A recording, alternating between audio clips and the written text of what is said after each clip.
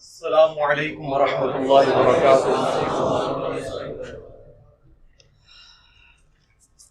لا حول ولا قوة الا باللہ، حسبنا اللہ ونعم الوکیل، یا حی یا قیوم برحمتک استغیث۔ آپ کو پتہ ہے کہ سب کانٹیننٹ کے اندر جو علماء نے اور فرقوں کے بزرگوں نے صدیوں سے دھوکے دیے میں نا، ان میں سے ایک بڑا دھوکہ جو ہے وہ گیٹ اپ کا فتنہ ہے۔ گیٹ اپ کا فتنہ کہ بندہ نظر کس قسم کا آ رہا ہے، یعنی کپڑے خوبصورت پہنے ہوئے ہوں، چہرہ نورانی ہو، پگڑی ہو، کرتا پہنا ہوا ہو، شلوار ٹخنوں سے اوپر ہو، تسبیح بھی استعمال کرتا ہو، اور دین بے شک وہ شیطان والا بتائے تو وہ 24 کیرٹ سونا ہے عوام الناس کی نظر میں۔ یہ بیسیکلی دھوکہ دیا گیا۔ اس دھوکے کے اوپر میں اکثر بولتا ہوں، اور ٹیکنیکلی اگر قرآن و سنت کے دلائل کی روشنی میں دیکھیں تو یہ اتنا بڑا دھوکہ ہے کہ جس کا دین سے کوئی تعلق ہی نہیں ہے۔ ایون دین کی تعلیمات بالکل اس سے الٹ ہے۔ مثال کے طور پر ہمارے سب کانٹیننٹ میں سب سے زیادہ جس چیز کے اوپر زور دیتا ہے نا علماء کا طبقہ، اور وہ اپنے ماننے والوں کو، اپنے فالورز کو، وہ دینداری کی علامت یہ بتاتے ہیں کہ جی سفید کپڑے پہنے جائیں، اور پھر یہ بتائیں گے کہ سفید کپڑے پہننا سنت ہے۔ یہ آپ نے اکثر سنا ہوگا، ہمیشہ سفید کپڑے پہننا خلاف سنت ہے۔ یہ میرا جملہ آپ نے یاد رکھنا ہے، ہمیشہ سفید کپڑے پہننا خلاف سنت ہے، کیونکہ نبی علیہ السلام نے ہمیشہ سفید کپڑے نہیں پہنے۔ ہمیشہ سفید کپڑے پہننا سنت اس وقت ہوگا جب اللہ کے محبوب صلی اللہ علیہ وآلہ وسلم ہمیشہ سفید کپڑے پہنتے ہوں۔ پسند ناپسند ایک الگ بات ہے، پسند تو کسی کو کوئی چیز ہو سکتی ہے۔ مثلا صحیح بخاری میں آتا ہے کہ انس بن مالک کہتے ہیں جب سے میں نے اللہ کے محبوب صلی اللہ علیہ وآلہ وسلم کو سالن کے اندر کدو کہ جو تراشے ہیں ان کو تلاش کر کے کھاتے ہوئے دیکھا ہے نا، تو میں کدو سے محبت رکھتا ہوں۔ لیکن اس کا اگر کوئی یہ رزلٹ نکال دے کہ وہ اپنے گھر روزانہ کدو پکانا شروع کر دے اور اسے عقیدت کا نام دے، تو ہم اس سے پوچھیں گے کہ کیا اللہ کے محبوب صلی اللہ علیہ وآلہ وسلم پوری زندگی روزانہ کدو ہی کھاتے تھے؟ نہیں۔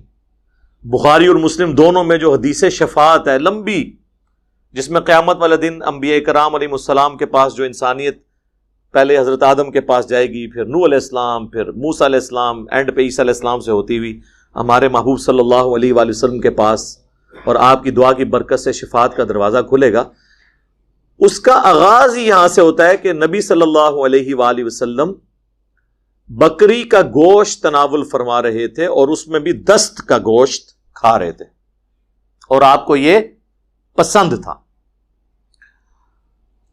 اچھا، اس حدیث سے یہ بھی بات پتہ چلی کہ کھانا کھاتے ہوئے گفتگو کرنا بھی سنت ہے، بشرطے کہ آپ نے اتنا منہ نہ بھرا ہو کہ یہ نہ ہو کہ وہ سانس کی نالی میں ہی بوٹی چلی جائے۔ نبی علیہ السلام تو اس طرح نہیں کھاتے تھے۔ اور دوسرا، بکری کا گوشت پسندیدہ ہے۔ اچھا، اس سنت پہ علماء نے عمل کیا ہوا ہے، وہ روزانہ ہی تقریباً چھوٹا گوشت کھاتے ہیں، ہاں، لیکن یہ بھی خلاف سنت ہے کیونکہ آپ نے ہمیشہ چھوٹا گوشت نہیں کھایا۔ ہمارے پنجاب کے معاشرے میں تو موٹے گوشت سے نفرت کی جاتی ہے، اور اسے غریبوں کی علامت بتایا جاتا ہے، حالانکہ قرآن میں آیا ہے کہ حضرت ابراہیم علیہ السلام بھونا ہوا بچڑا لے آئے تھے، فرشتے جب انسانی شکل میں آئے ان کی دعوت کے لیے، لیکن اس زمانے میں علم غیب نہیں ہوتا تھا نا، ان کو پتہ ہی نہیں چلا کہ یہ تو فرشتے ہیں۔ وہ تو بعد میں جب ان فرشتوں نے بتایا، حضرت ابراہیم علیہ السلام، قرآن کے الفاظ ہیں، ڈر گئے کہ یہ میرا نمک کیوں نہیں کھا رہے، کہ یہ مجھے نقصان پہنچانے تو نہیں آئے؟ تو انہوں نے کہا آپ ڈریے نہیں، ہم اللہ کے فرشتے ہیں جو انسانی شکل میں آئے۔ قوم لوط پہ عذاب کے لیے آئے تھے وہ۔ تو بڑا گوشت کھانا، چھوٹا گوشت کھانا اگر سنت محمدی ہے صلی اللہ علیہ وآلہ وسلم، تو بڑا گوشت کھانا سنت ابراہیمی ہے، ٹھیک ہے؟ تو یہ آپ دیکھیں کہ مسلمان ان چیزوں پہ بحث کر رہے ہیں بیٹھ کے، یعنی اب میں بھی پریکٹیکلی بیٹھ کے ان باتوں پہ بحث کر رہا ہوں کہ چھوٹا گوشت کھانا ہے یا موٹا گوشت کھانا ہے، لیکن کیا کریں، یہ دنیا کا المیہ ہے. کاش دنیا میں جنگیں صفین، نہروان اور جمل نہ ہوئی ہوتی تو میں بھی ڈسکس نہ کر رہا ہوتا. نہ جنگیں میں نے کروائیں اور نہ یہ تھا کہ میری پیدائش سے پہلے یہ جنگیں نہیں ہوئی ہوئی تھی. پریکٹیکلی مسلمان اس کی وجہ سے تقسیم ہے. کاش کربلا نہ ہوئی ہوتی تو مجھے بھی نہ ڈسکس کرنی پڑتی. تو مسئلے تو پریکٹیکل ہے نا. خواہش کسی شخص کی ہونا اور چیز ہے، پریکٹیکلی معاملات کا ہونا اور چیز ہے. تو جو دائی ہے اس کا کام ہے جو پریکٹیکل ایشوز ہیں نا ان کو ایڈریس کرے، جو واقعی مسلمانوں کے ایشوز ہیں. ان میں سے ایک سفید کپڑے کا مسئلہ انہوں نے بنایا ہوا ہے. تو میں وہ جملہ ریپیٹ کروں گا کہ ہمیشہ سفید کپڑے پہننا خلاف سنت ہے، اس اعتبار سے کہ نبی علیہ السلام نے ہمیشہ نہیں پہنے.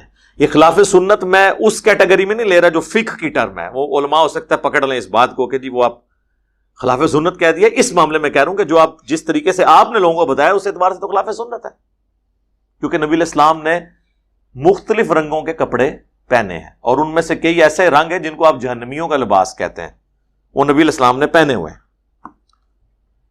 سب سے پہلے تو میں آپ کا یہ مسئلہ اس حوالے سے کلیئر کر دوں. بخاری اور مسلم دونوں میں حدیث ہے کہ اللہ کے محبوب صلی اللہ علیہ وآلہ وسلم کو سب سے زیادہ محبوب لباس دھاری دار کپڑا تھا جس کے اوپر دھاریاں بنی ہوئی ہوں. لو جی چٹے تو فارغ ہو گیا. سفید کپڑا بھی ہوئے گا تو کالیاں دھاریاں ہوں، اور سفید پہ سفید داڑیاں ہوں گی تو ویسے ہی نظر نہیں آئیں گی. یہ بخاری مسلم دونوں میں حدیث ہے. سفید کو میں کنڈیم نہیں کر رہا، یہ بھی پسندیدہ لباس میں سے ہے، جس طرح سنن نبی داؤد میں حدیث ہے، سنن ابن ماجہ میں ہے، مشکات کے اندر بھی موجود ہے کہ اللہ کے محبوب صلی اللہ علیہ وآلہ وسلم نے فرمایا کہ اللہ تعالیٰ کو سفید لباس محبوب ہے، یہ پاکیزہ ہے، طیب ہے، طاہر ہے. سفید لباس پہنو، اپنے مردوں کو سفید لباس میں دفن کرو، جو ہم اکثر کرتے بھی ہیں. لیکن سفید کفن دینا ضروری نہیں ہے، نہ ہی احرام کے لیے صرف سفید رنگ ہونا ضروری ہے، نہ ہی کفن کے لیے صرف سفید رنگ ہونا ضروری ہے. کسی اور رنگ میں بھی دیا جا سکتا ہے لیکن یہ پسندیدہ ہے. تو وہ سفید کی اہمیت وہ اپنی جگہ، لیکن دوسری جگہ یہ حدیث بخاری مسلم کی. اس کے علاوہ بھی کئی رنگ ہیں لیکن اس میں بعد میں جاؤں گا. پہلے مجھے یہ بتائیں آپ کہ کیا دین سارے کا سارا کپڑوں میں گھس گیا؟ کتاب اللباس میں داڑھی بھی آتی ہے. نبی علیہ السلام کے شمائل کے اوپر پوری کتاب لکھی گئی ہے، شمائل ترمذی، امام ترمذی رحمہ اللہ نے.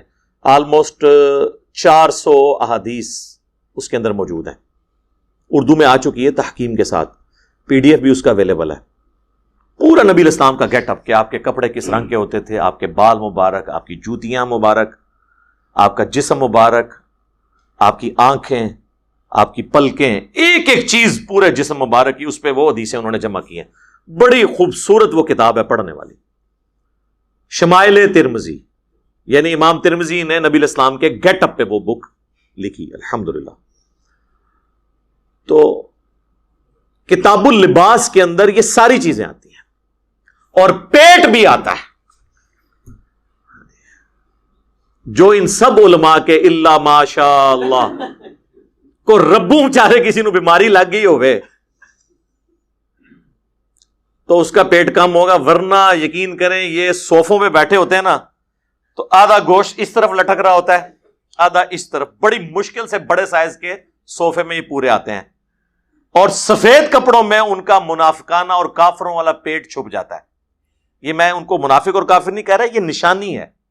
سورہ محمد صلی اللہ علیہ وآلہ وسلم جسے سورہ قتال بھی کہتے ہیں، اس میں اللہ تعالیٰ نے کافروں اور منافقین کے بارے میں فرمایا ہے کہ کافر اور منافق اس طرح کھانے پہ ٹوٹ پڑتے ہیں جس طرح جانور، حالانکہ خود یہ جہنم کی آگ کا ایندھن بنیں گے. یعنی زیادہ کھانے کو اللہ تعالیٰ نے قرآن میں کہا ہے یہ جانوروں کی عادت ہے، اور انسانوں کو جانور کا ہے جو ضرورت سے زیادہ کھاتے ہیں. آپ کوئی کہتے ہیں نا جی میں کھاندہ تھے نا جہاں وہاں پر کوئی ربو ہی موٹا ہو گیا، جھوٹ بولتا ہے. ایسا نہیں ہوتا، وہ کوئی لاکھوں میں ایک ہوتا ہے.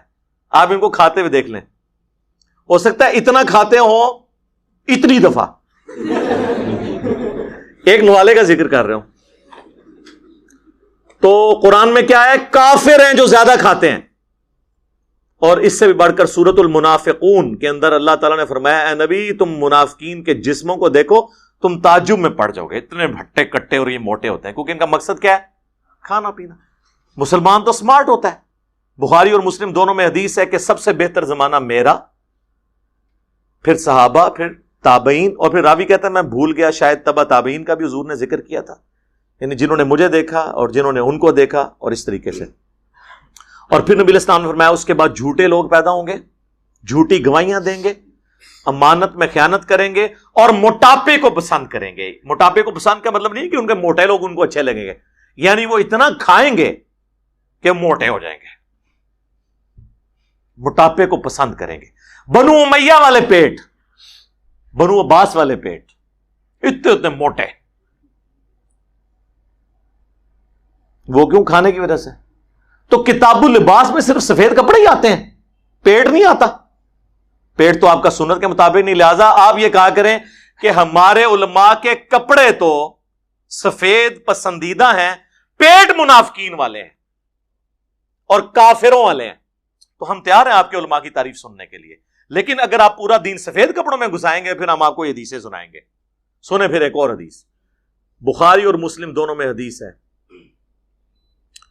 اللہ کے محبوب صلی اللہ علیہ وآلہ وسلم کے بارے میں حضرت برا بن عازب کہتے ہیں کہ میں نے اللہ کے نبی صلی اللہ علیہ وآلہ وسلم سے زیادہ خوبصورت شخص سرخ کپڑوں میں کوئی نہیں دیکھا۔ کن کپڑوں میں؟ سرخ کپڑوں۔ اچھا، مولوی کو اتنے پسو پڑے کہ آپ ترجمہ کرتے ہوئے ان کو بریکٹ میں دیکھیں گے، انہوں نے لکھا ہوا ہے دھاریاں تھیں اس پہ سرخ، کونوں ہی بات تھا، حالانکہ دھاری کا لفظ دھاری والی حدیثیں لادہ سے ہیں۔ سرخ کپڑوں میں میں نے نبی علیہ السلام سے زیادہ خوبصورت کوئی شخص نہیں دیکھا۔ آپ کے بال مبارک کان کی لو تک تھے، آپ کا جو شانے تھے یہ چوڑے تھے، اور اس کو ایک سپورٹیو حدیث ہے جامعہ ترمذی کے اندر، اس کی صحت کے اندر اختلاف ہے، مشکات کے اندر بھی ہے، لیکن وہ اس کو سپورٹیو ہے کہ اس میں ایک صحابی کہتے ہیں کہ میں نے ایک چاندنی رات نبی علیہ السلام کو سرخ کپڑوں میں دیکھا۔ میں ایک دفعہ حضور کے چہرے کی طرف دیکھتا تھا اور ایک دفعہ چاند کی طرف۔ میرے نزدیک حضور صلی اللہ علیہ وآلہ وسلم چاند سے زیادہ خوبصورت ہے۔ سرخ کپڑے، سرخ سنت ہو گئے تو باقی تو ختم ہی ہو گیا نا۔ وہ جعلی روایتیں ہیں سرخ کپڑوں کے بارے میں، ترمذی کے اندر ضعیف روایت کہ نبی علیہ السلام نے ایک بندے کے سلام کا جواب نہیں دیا، اس نے سرخ کپڑے پہنے ہوئے تھے۔ کوئی بھی اصول محدثین پہ ایک روایت نہیں جس میں سرخ رنگ کی ممانعت آئی ہو مرد و عورت کے لیے۔ اچھا، کیٹاگوریکلی آپ سن لیں کہ تمام رنگوں کے کپڑے پہننا مرد و عورت مسلمان کے لیے سنت ہے، جس مرضی رنگ کے پہنے آپ۔ سرخ آپ نے سن لیا، اب سنن ابی داؤد اور جامعہ ترمذی میں موجود ہے کہ نبی صلی اللہ علیہ وآلہ وسلم نے 2 سبز چادریں لباس کے طور پر استعمال فرمائیں، ایک تامت کی سبز چادر اور ایک اوپر، جس طرح آپ احرام باندھتے ہیں، کیونکہ آپ کا عمومی لباس یہی تھا، جب آپ کرتا یا جبہ نہیں پہنتے تو اوپر چادر لیتے تھے۔ دونوں سبز چادریں، اور یہاں پہ سبز رنگ ایک فرقے کی علامت بنا دیا گیا، اور اس کے بکس میں آ کے باقیوں نے کہا سبز رنگ تو ثابت ہی نہیں ہے جی۔ تو ابو داؤد ترمذی انہوں نے نہیں پڑھی ہوئی تھی کہ نبی علیہ السلام نے تو پورے کے پورے کپڑے بھی سبز پہنے ہیں، تو پگڑی بھی اگر کوئی باندھ لیتا ہے تو کیا حرج ہے اس کے اندر؟ پگڑی تو تھوڑی چیز ہو گئی نا، جب آپ نے تہمد سبز رنگ کی پہن لی، اوپر چادر، یعنی آج کے دور میں آپ کہہ لیں کہ شلوار اور پاجامہ بھی سبز اور کرتا بھی سبز، پیچھے کیا رہ گیا؟ تو سبز رنگ بھی سنت ہے۔ اور کالا لباس جسے انہوں نے کہا جہنمیوں کا، وہ نبی علیہ السلام کا پسندیدہ لباس تھا۔ صحیح مسلم میں حدیث موجود ہے، اسما بنت ابی بکر، سیدہ عائشہ کی بڑی بہن، انہوں نے ایک کسروانی طیالسی جبہ کالے رنگ کا نکالا، پرشین امپائر کا جبہ، کسروانی طیالسی، وہ بلیک جبہ ہی ہوتا تھا، جس طرح ہم کہتے ہیں سندھی اجرک تو وہ ریڈ کلر کی ہوتی ہے، اس کے ساتھ رنگ نہیں بولنا ہوتا۔ اور انہوں نے کہا کہ یہ نبی علیہ السلام پہنتے تھے، اور اس کے اوپر یعنی باقاعدہ کڑھائی ہوئی تھی، گوٹ لگی ہوئی تھی دامن کے اوپر بھی اور اس جگہ پہ بھی۔ اور یہ نبی علیہ السلام کی وفات کے بعد سیدہ عائشہ کے پاس تھا، اور پھر ان کے بعد یہ میں نے لے لیا، اسما بنت ابی بکر کہتی ہیں، چونکہ یہ بڑی بہن تھی ان کی، یہ بعد میں فوت ہوئی ہیں، عبداللہ ابن زبیر کی والدہ، اور وہ کہتی ہیں کہ نبی علیہ السلام اسے پہنتے تھے اور ہم اس کا دھون مریضوں کو شفا کے طور پر پلاتے ہیں، یعنی نبی علیہ السلام کے تبرکات کی برکت۔ یہ آپ کے تبرکات کو تو ہم مانتے ہیں بشرطے کہ وہ ثابت ہوں۔ صحیح بخاری میں نہیں ہے ام سلمہ نے جو ہے وہ ایک برتن نکالا جس میں نبی علیہ السلام کے داڑھی اور سر کے کچھ بال تھے، اور اس پورے محلے میں جب کوئی بیمار ہوتا تھا تو وہ کٹورا ام سلمہ ام المومنین سلام اللہ علیہا کے پاس بھیجتا تھا، تو وہ حضور کے بال اس میں ڈبوتی تھیں اور جو پیتا تھا اسے شفا ہو جاتی تھی۔ الحمدللہ یہ صحیح بخاری کے اندر موجود ہے۔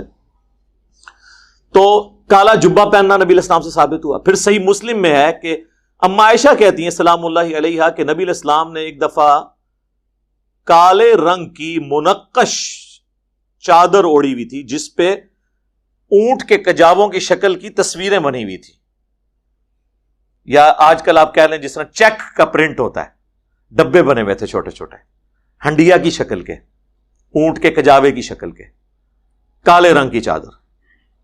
اتنے میں حسن ابن علی آئے تو نبی علیہ السلام نے اپنی اس کالی چادر کے نیچے انہیں لیا۔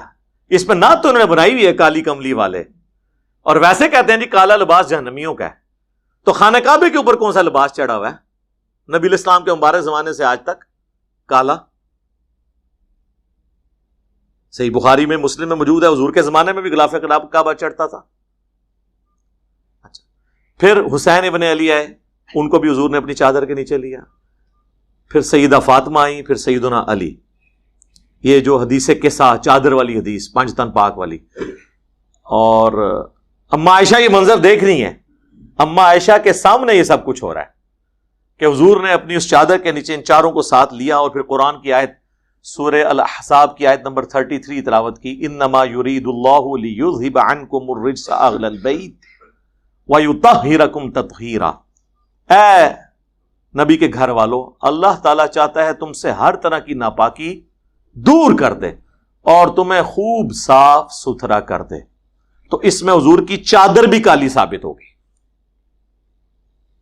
آج کل یہ جب سے طالبان کی فتح ہوئی ہے تو آپ کو وہ پھر حدیثیں سنانے شروع کر دی ہیں، خراسان سے کالے جھنڈے، خراسان سے کالے جھنڈے، خراسان سے کالے جھنڈے۔ کالے جھنڈے کیوں؟ وہ تو رافضیوں کے ہیں۔ ویسے طالبان نے اپنا جھنڈا سفید رکھا ہوا ہے، فی الحال سفید ہے، کالا ہو جائے گا انشاءاللہ جدو مہدی آن گے، لیکن وہ تو پتہ ہو سکتا ہے کوئی اور طالبان ہو، کوئی علمی کتابی طالبان ہو۔ ہاں انشاءاللہ تعالی تبدیلی آ رہی ہے، افغانستان میں بھی بہت تبدیلی ہے۔ آج ایک بھائی بھی آئے ہوئے افغانستان سے، کون سے جی؟ آپ ہے، دیکھیں نا جی، تو افغانستان تک بھی بات اللہ کے فضل سے پہنچی ہوئی ہے الحمدللہ۔ تو کالے جھنڈے وہ ٹھیک ہے، مسند احمد میں اس کی موقوفاً روایت ثوبان مولا رسول اللہ صلی اللہ علیہ وآلہ وسلم، جو حضرت رسول اللہ صلی اللہ علیہ وآلہ وسلم کے آزاد کردہ غلام تھے، ان سے ہے کہ جب خراسان سے کالے جھنڈے آتے ہوئے دیکھو تو ان کا استقبال کرو، اس میں اللہ کا خلیفہ مہدی ہوگا۔ یہ مشکات میں بھی حدیث موجود ہے۔ اس کی مرفوع روایت جو ہے وہ ضعیف ہے، لیکن اس کی موقوفاً روایتیں صحیح سند سے موجود ہیں دلائل النبوہ کے اندر اور کتابوں کے اندر۔ تو کالا جھنڈا بھی نبی علیہ السلام سے ثابت ہو گیا، کالا لباس آپ دیکھ لیں، چادر بھی، غلاف کعبہ بھی، آپ کا جبہ مبارک بھی، یہ تو کالا رنگ ہو گیا۔ آندہ کوئی نہ کہ جی کالا رنگ جو ہے وہ جہنمیوں والا ہے۔ اور کالی پگڑی، صحیح مسلم میں حدیث ہے، نبی علیہ السلام فتح مکہ کے موقع پر جب خانہ کعبہ شریف میں فاتح کی حیثیت سے داخل ہوئے تو آپ کے سر مبارک پہ کالی پگڑی تھی۔ سفید پگڑی بھی سنت ہے۔ المستدرک للحاکم میں موجود ہے، عبد الرحمن بن عوف کہتے ہیں کہ میں نے کالی پگڑی پہنی ہوئی تھی تو حضور نے میری کالی پگڑی کھول دی اور اس کی جگہ مجھے سفید پگڑی پہنائی، یعنی امن کی علامت کے طور پہ نا، گڈ جیسچر دینے کے لیے پہلے کافروں کو کہ وہ اطاعت اختیار کریں۔ شیعہ نے اس سے اپنا مطلب نکال لیا، انہوں نے کہا جی کالی پگڑی صرف سید باندھیں گے اور سفید جو ہے وہ دوسرے باندھیں گے۔ اسی لیے آپ دیکھتے ہیں کہ جو نان سید شیعہ علماء ہیں نا، وہ بےچارے جرت نہیں کرتے کالی پگڑی پہننے کے، یہ خود سے انہوں نے ایک بدعت دین کے اندر بنا لی ہوئی ہے۔ امین شہیدی صاحب سید نہیں ہے نا، وہ آپ کو کالی پگڑی میں کبھی نہیں نظر آئیں گے اللہ کے فضل سے، ہمیشہ سفید پگڑی پہنیں گے۔ ہاں جواد نقوی صاحب کالی بھی پہن لیں گے، سفید بھی پہن لیں گے کہ وہ سید ہیں، تو یہ خود سے انہوں نے نظر نکالا، بھائی سنت ہے سارے پہنے۔ بال عبد الرحمن بن عوف کہتے ہیں کہ آپ نے سفید پگڑی مجھے اپنے مبارک ہاتھوں سے باندھی اس میں آپ نے شملہ بھی چھوڑا اور ایک چپے کے برابر آپ نے شملہ چھوڑا اور فرمایا کہ یوں پگڑی باندھا کرو خوبصورت لگتی ہے. تو شملہ جسے صدل بھی کہتے ہیں یہ لٹکانا بھی پگڑی میں سنت مبارکہ ہے. تو سفید پگڑی بھی ثابت ہو گئی, سرخ رنگ بھی بتا دیا. وہ کہتے ہیں جی زرد رنگ جو ہے نا یہ کافروں کا لباس ہے. وہ بخاری مسلم میں حدیث ہے, نبی علیہ السلام فرمایا کہ یہ کافروں کا لباس ہے زرد. بھئی وہ حدیث منسوخ ہے. آپ علم حدیث سے واقفیت رکھتے ہو تو اس قسم کے کئی اعمال ہیں جو منسوخ ہو چکے ہیں, اس کی ناسخ احادیث موجود ہیں. سب سے بڑی ناسخ حدیث یہ ہے کہ صحیح مسلم میں حدیث ہے کہ قرب قیامت میں عیسیٰ ابن مریم 2 زرد چادروں میں دمشق کے مشرقی کنارے پہ اتریں گے, مینار کے اوپر شام کے اندر, اس حال میں کہ انہوں نے فرشتوں کے پروں پہ یوں اپنے ہاتھ رکھے ہوئے ہوں گے 2 زرد چادروں میں. یعنی نیچے ایک تامت زرد کلر کی اور اوپر چادر. عیسیٰ ابن مریم, تو عیسیٰ ابن مریم اگر 2 زرد چادروں میں اتر رہے ہیں تو بخاری مسلم کی وہ احادیث منسوخ ہیں جن میں زرد کپڑوں کو کافروں کا لباس کہا گیا, وہ منسوخ ہے. بعد میں اللہ نے اجازت دے دی. اس طرح اگر آپ پھر بنائیں گے پھر تو گنگا میں ہندو نہاتے ہیں اور ہم زمزم میں, جی ان کے لیے بھی متبرک پتھر ہے, ہمارے لیے حجر اسود ہے. تو اس طرح زیملس تو نہیں بنائیں گے جب چیز ثابت ہو جائے گی. سب سے بڑی بات, سکھ بھی داڑھی رکھتے ہیں, ہم بھی رکھتے ہیں, تو یہ کوئی مشابہت تو نہیں ہو جائے گی ان کی. تو یہ حدیثیں منسوخ ہیں. اور سیدنا عیسیٰ ابن مریم کا عمل کرنا تو وہ تو سب سے بڑا ناسخ ہو گیا نا. یعنی کوئی حدیث کہیں چھپی بھی رہ گئی تھی تو عیسیٰ ابن مریم تو قیامت سے جسٹ پہلے آئیں گے نا, ان تک تو ساری حدیثیں آ چکی ہیں. اور صحیح مسلم میں حدیث ہے کہ عیسیٰ ابن مریم قرب قیامت میں جب تم میں اتریں گے تو راوی حدیث کہتا ہے کہ وہ تمہیں اللہ کی کتاب اور اس کے نبی کی سنت کے مطابق چلائیں گے. اگر عیسیٰ ابن مریم نبی صلی اللہ علیہ وآلہ وسلم کی مبارک سنت کے مطابق چلا رہے ہیں تو اٹ مینس کہ زرد چادریں سنت ہوئی, نبی علیہ السلام کی تعلیم سے ہوئی. ہاں شیخ احمد سرندی نے لکھا ہے کہ قرب قیامت میں جب عیسیٰ ابن مریم اتریں گے تو وہ فقہ حنفی کے مطابق عمل کریں گے. ہاں جی, پھر ان کو شرم آئی کہ یہ تو میں بہت بڑی بات کر رہا ہوں. کہتے ہیں نہیں, ان کا اجتہاد امام حنیفہ سے مل جائے گا. اور پھر آگے لکھا کہ بالفرض اگر اس امت میں کوئی پیغمبر ہوتا تو وہ فقہ حنفی کے مطابق عمل کرتا. اے بھی لکھے ہے جی. اور یہ اللہ بھلا کرے عطا اللہ شاہ بخاری دیوبندیوں کے بابا جی, انہوں نے ہمارا مسئلہ بھی حل کیا. وہ اتنے عرصے سے شیخ احمد سرندی کی یہ باتیں ادھر ادھر گھوم رہی تھی. انہوں نے کہا یار کو بندہ بھی میں لبا نا, تو انہوں نے فرما دیا. انہوں نے کہا کہ جی جو شیخ الیاس کاندلوی تھے جنہوں نے تبلیغی جماعت بنائی, ان کے بیٹے تھے یوسف کاندلوی صاحب جو تبلیغی جماعت کے امیر رہے ہیں. ان کے بارے میں عطا اللہ شاہ بخاری صاحب فرمایا کرتے تھے کہ اگر اس امت میں کوئی پیغمبر ہوتا تو یوسف کاندلوی صاحب ہوتے جی. اور یہ رائے ونڈ کے بزرگ اپنی مجلسوں میں, کارگزاریوں میں, اپنی تقریروں میں یہ واقعہ سناتے ہیں. ہمارے ایک بڑے قریبی دوست ہیں, اسٹوڈنٹ ہیں, کرنل صاحب, انہوں نے باقاعدہ کہا کہ جی آپ میرے کہنے پہ اس کو سنائیں. وہ خود تبلیغی جماعت بلکہ رائے ونڈ مرکز کے ساتھ اٹیچ تھے سالوں سے. وہ کہتے ہیں جی مجھے گھسیٹ کے اس دفعہ پھر وہ آپ کو پتا ہے وہ جرنیلوں کی اور ریٹائرڈ فوجیوں کی لادہ جماعتیں ان کی بنتی ہیں, وہ ان کو دوستی یاری میں لے گئے. مجھے پوچھا چلا جاؤں, میں نے کہا جی جائیں آپ, جتنا ان کے پاس جائیں گے باقی لوگوں کے پاس آپ کو اتنا ہی یقین آئے گا کہ سچ جو ہے وہ اللہ کے فضل سے اس پلیٹ فارم سے بیان ہو رہا ہے. تو وہ وہاں پہ گئے اور وہاں پہ وہ رائے ونڈ سے بزرگ آئے تھے, انہوں نے یہ بات بیان کر دی. وہ کہتے ہیں میں وہاں سے بڑا مجھے غصہ آیا, میں باہر جب نکلا تو پھر میں نے ان بعد میں کہا, میں نے کہا تو وہ ٹھیک ہونا چاہیے تھا. کہتے ہیں جی آپ یہ بیان کریں کہ انہوں نے میرے سامنے یہ بات کی ہے کہ اگر اس امت میں کوئی پیغمبر ہوتا تو یوسف کاندلوی صاحب ہوتے ہیں. تو میں نے کہا ٹھیک ہے, جب بابوں نے ایک بڑا چسکا لگایا بوتل کھول کے کہ حضرت عیسیٰ ابن مریم حنفی ہوں گے اور اس امت میں کوئی پیغمبر ہوتا تو حنفی ہوتا, تو چھوٹوں کا بھی تو حق ہے نا کہ وہ آگے پھر اس مشن کو, نامکمل مشن کی تکمیل کرتے ہوئے آگے بندے کا بھی نام دسن نا. لیکن ابھی یہ مسئلہ خراب ہو گیا ہے کہ وہ اگر امت میں پیغمبر ہوتا تو حنفی دیوبندی ہوتا یا حنفی بریلوی ہوتا. تو میری بریلویوں سے ریکویسٹ ہے کہ ایک بندہ آپ بھی نامینیٹ کریں, یہ بڑی سخت زیادتی ہے. اینا اپنا بندہ دیتا ہے, تسی بھی اپنا بندہ دیو بھائی, دیو. الیاس قادری صاحب دے دو, طالب قادری صاحب دے دو, کوئی دینا دیو, ایک بندہ کڈو, یہ ذمہ داری ہے, ورنہ دیوبندی ہے کہ نکل گئے جائے تسی پیچھے رہ گئے. ہاں پھر کہتے ہیں جی یہ تو ان کے ٹخنوں کے برابر نہیں ہے, اور ہمارے بزرگوں کا مذاق اڑاتا ہے. وہ کراچی کے مفتی صاحب کہتے ہیں ٹخنوں کے برابر نہیں. اتنے بڑے عالم جن کی حرمین کے ائمہ ان کا احترام کرتے ہیں, ان کے استقبال میں کھڑے ہو جاتے ہیں, اس کا ایک انجینئر مذاق اڑا رہے ہو اتنے بڑے عالم کا. ہماری اوقات کیا, تم ان کے ٹخنے کے برابر نہیں ہو. اور نیچے میں نے لوگوں کے کمنٹس دیکھے, سب اس کو اپریشیٹ کر رہے ہیں کہ لگے رہو ان مولویوں کو لگام دے کے رکھو. بھئی مذاق وہ خود اڑوا رہے ہیں میرے بھائی. ٹخنوں کے برابر تو آپ ان کے نہیں ہوں گے نا, کیونکہ آپ قدموں میں گرے ہوئے ہیں. ہمیں تو کوئی چیز نہیں, کسی کی دھونس نہیں ہے. ہمارے لیے تو سب کچھ اللہ اور اس کے محبوب صلی اللہ علیہ وآلہ وسلم کی ذات ہے. بخاری مسلم دونوں میں حدیث ہے کہ اس شخص نے ایمان کی مٹھاس چکھ لی جسے اللہ اور اس کا رسول عز و جل و صلی اللہ علیہ وآلہ وسلم پوری دنیا میں سب سے بڑھ کر محبوب ہو جائیں, اور اس کی دوستی اور دشمنی کا معیار اللہ کی ذات ہو, اور کفر کی طرف لوٹایا جانا اس کے لیے اتنا ہی مشکل ہو جائے جتنا زندہ آگ میں جلنا. سر پھر ہم تو یہ اسی طریقے سے ہی بات کریں گے نا.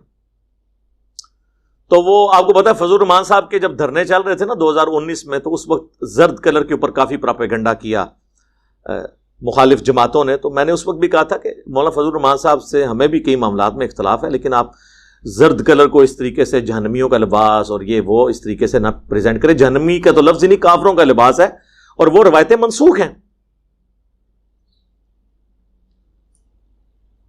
اور اس کے ثبوت میں صحیح مسلم کے اندر حدیث موجود ہے.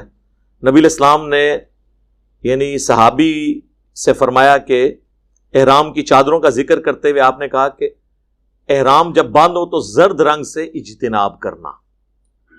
اس میں امپلائیڈ ہے کہ عام حالت میں زرد رنگ پہنا جا سکتا ہے, محرم نہیں پہن سکتا. آپ کہیں گے یہ رزلٹ کیسے نکالا؟ وہ اس لیے نکالا کہ صحیح بخاری میں حدیث ہے کہ محرم موزے پہننے سے, چہرہ ڈھانپنے سے, ٹوپیاں پہننے سے اور پگڑی پہننے سے اجتناب کرے. تو اس کا کیا مطلب ہوا کہ عام حالت میں یہ ساری چیزیں سنت ہیں, جائز ہے. ٹوپی بھی, پگڑی بھی, موزے بھی, چہرے پہ کپڑا ڈالنا بھی. اور اس سے بھی واضح حدیث صحیح مسلم کے اندر موجود ہے, صحیح بخاری کے اندر. عبداللہ بن عمر کو ایک شخص آ کے کہتا ہے میں نے آپ کو 4 ایسے کام کرتے ہوئے دیکھا ہے جو میں نے کسی اور کو نہیں دیکھا. ان میں سے ایک کام یہ ہے کہ آپ اپنی داڑھی کو زرد رنگ سے رنگتے ہیں, حتیٰ کہ آپ کے کپڑے بھی زرد ہو جاتے ہیں. تو انہوں نے کہا یہ اس لیے میں کرتا ہوں کہ حضور صلی اللہ علیہ وآلہ وسلم کو زرد رنگ اتنا محبوب تھا کہ آپ اگر کبھی کبھار اپنی داڑھی کو رنگتے زرد رنگ سے تو آپ کے کپڑوں پہ بھی وہ رنگ لگ جایا کرتا تھا. تو میں اس دن سے اتنا محبوب رکھتا ہوں کہ میں بھی یہ کرتا ہوں. اور اسی کی ایکسپلینیشن سنن نبی داؤد میں عبداللہ بن عمر کی حدیث آگے چلتی ہے. اس میں تو الفاظ ہیں کہ نبی علیہ السلام اپنی داڑھی کو, کپڑوں کو اور پگڑی کو بھی زرد رنگ سے رنگتے تھے. تو لہذا زرد رنگ کی پگڑی پہننا بھی سنت ہے. عمل تو سارے کر رہے ہیں سر. یہ مولانا فضل الرحمان صاحب نے تو چلے زرد پہنی ہوئی ہے, الیاس قادری صاحب زرد نہیں پہن رہے. امام کعبہ نے جو گون پہنا ہوتا ہے وہ زعفرانی اور زرد کلر کا نہیں ہوتا. اہل حدیث بھی پہن رہے ہیں. شیعہ کے آپ جواد نقوی صاحب کو دیکھ لیں, انہوں نے بھی وہ امام کعبہ والا کبھی گون پہنا ہوتا ہے, وہ زعفرانی اور زرد کلر کا ہے. تو یہ کلر بھی کپڑوں میں سنت. سرخ بھی ثابت, زرد بھی ثابت, سبز بھی ثابت, سفید بھی, کالا بھی, سارے کلر ثابت ہو گئے. لیکن یہ ان کے لیے جن کو قرآن و سنت کے ساتھ کوئی شغف ہو, ان کو ان چیزوں کا, تعلیمات کا پتہ ہو. لیکن اس میں ایک اور چیز بھی یاد رکھیے گا کہ یہ بات درست ہے, سنن نبی داؤد میں حدیث ہے, جس نے جس قوم سے مشابہت کی وہ ان میں سے قیامت کے دن اٹھایا جائے گا. لیکن یہ مذہبی مشابہت ہے, اور وہ مذہبی مشابہت جو ان کی نشانی ہو اور ہماری مشروع نہ ہو. اب اگر کوئی کہے کہ جی اگر کوئی داڑھی رکھے گا تو سکھوں کے ساتھ اٹھایا جائے گا, نہیں, داڑھی تو سنت ہے. زرد کلر کی پگڑی پہننا تو سنت ہے. لہٰذا اب اگر کوئی کہ جی ہندو بھی زرد کلر کی وہ تہمد اور اوپر چادر لیتے ہیں تو یہ مماثلت ہوگی, یہ مماثلت نہیں ہوئی. ورنہ تو آپ گنگا اور زمزم کی بھی بنانا شروع کر دیں گے, حجر اسود کی اور ان کے پتھروں کی بھی بنانا شروع کر دیں گے, وہ نہیں. اور یہ بھی حدیث صحیح ہے سنن نبی داؤد میں کہ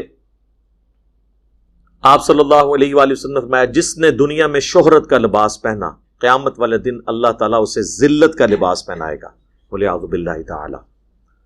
یہ کئی لوگ تو جان بوجھ کے بھڑکیلے قسم کے لباس پہنتے ہیں نا، روب ڈالنے کے لیے لوگوں کے اوپر۔ ہم کسی پہ فتویٰ نہیں لگاتے، لیکن وہ تو خود اپنی اداؤں کے اوپر غور کریں ایسے لوگ۔ جامعہ ترمذی میں یہ بھی حدیث ہے کہ جس شخص نے قدرت کے باوجود دنیا میں سادہ لباس اختیار کیا اور مہنگا لباس چھوڑ دیا تو قیامت والے دن اللہ تعالیٰ پبلکلی اسے جنتی حلہ پہنائے گا لوگوں کے سامنے کہ اس نے میری خاطر سادگی اختیار کی تھی۔ سادگی، گندگی نہیں۔ یہ نہ ہو کہ کپڑے اتار کی، ویسے تو کہتے ہیں ننگے سر نماز نہیں ہوتی، اور پورے کپڑے اتار دیں تو بزرگ بن جاتا ہے۔ کتنی دوری پالیسی ہے، ننگے سر کو نماز پڑھ رہا ہو اسے ٹوپی پہنا دیتے ہیں کہ اس کی نماز نہیں ہو رہی، اور جو کپڑے اتار کے بیٹھ جائے اسے ولی اللہ مان لیتے ہیں۔ تو پھر ننگے سر والے کو بھی تھوڑا سا کوئی ولی اللہ مان لینا، اس کو کپڑے نہیں پہناتے، اسے ٹوپی پہنا دیتے ہیں زبردستی۔ یہ دورے معیارات ان کے چل رہے ہیں۔ تو سادگی، لیکن سادگی کا مطلب گندگی نہیں ہے۔ وہ سنن ابی داؤد میں حدیث ہے، ایک شخص حضور کے سامنے آیا صلی اللہ علیہ وآلہ وسلم، اس کے کپڑے بڑے میلے تھے، آپ نے اس کا انٹرویو کیا تو پتہ چلا وہ تو بڑا امیر آدمی ہے، اس کے پاس اتنی بھیڑ بکریاں ہیں۔ تو پھر آپ صلی اللہ علیہ وآلہ وسلم نے فرمایا کہ اللہ تعالیٰ پسند کرتا ہے کہ نعمتوں کا اثر دکھائی دے۔ ایک گندے کپڑوں والا آیا، آپ نے فرمایا کہ اسے کوئی ایسی چیز نہیں ملی کہ اس سے اپنے کپڑے دھو لیتا۔ ایک ایسا شخص سامنے آیا جس کے یعنی بال بکھرے ہوئے تھے، تو آپ صلی اللہ علیہ وآلہ وسلم نے فرمایا کہ اسے کوئی چیز نہیں ملی کہ اپنے بالوں کو سنوار لیتا۔ یعنی سادگی کا مطلب گندگی نہیں ہے۔ ہمارے ملکوں کے اندر سادگی کا مطلب لوگ گندگی لے لیتے ہیں، اور وہ اس کو پھر کبھی مجذوب کہہ دیتے ہیں، کبھی قلندر کہہ دیتے ہیں، اور کہتے ہیں یہ پہنچے ہوئے ہیں۔ کدھر پہنچے ہوئے ہیں؟ لگ جائے گا پتہ انشاءاللہ تعالیٰ کہ کدھر پہنچے ہیں۔ تو یہ چند ایک باتیں میں نے اس حوالے سے عرض کر دی۔ میں نے کہا یہ بھی ایک ادھار ہے، لوگ اکثر بات کرتے رہتے ہیں کہ جی آپ سفید کپڑوں کے حوالے سے، تو یہ سفید کپڑوں کے اوپر تو صرف انہوں نے اپنے موٹے پیٹوں کو چھپانے کے لیے نہ ایک لبادہ اوڑا ہوا ہے سفید کپڑوں والا۔ میں سفید کپڑوں سے کوئی نفرت نہیں پیدا کر رہا، میں کہہ رہا ہوں کہ آپ لوگوں کو پوری بات بتائیں کہ ہمیشہ سفید کپڑے پہننا خلاف سنت ہے، مختلف رنگوں کے کپڑے پہننا سنت ہے، اور اس میں کسی بھی رنگ کی کوئی ممانعت نہیں ہے۔ صلاۃ بر محمد وآل محمد، اللہم صلی علی محمد وعلی آل محمد واصحاب محمد صلی اللہ علیہ وسلم۔